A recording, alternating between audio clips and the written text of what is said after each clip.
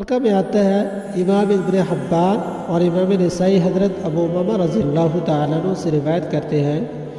حدیث کا مفہوم یہ ہے کہ جس شخص نے ہر فرض نماز کے بعد آیت الکرسی پڑھے اسے جنت میں جانے سے موت کے سوا کوئی اور چیز روکنے والی نہیں۔ دوبارہ پھر سماعت کر لیں کہ جس شخص نے ہر فرض نماز کے بعد آیت الکرسی پڑھے اسے جنت میں جانے سے موت کے سوا کوئی اور چیز روکنے والی نہیں۔ تو ہر فرض نماز کے بعد آیت الکرسی کا پڑھنا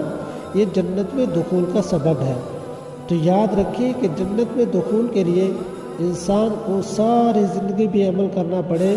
تو پھر بھی مشکل کام نہیں، لیکن اللہ تبارک و تعالیٰ نے کچھ وظائف، کچھ اعمال ایسے رکھے ہیں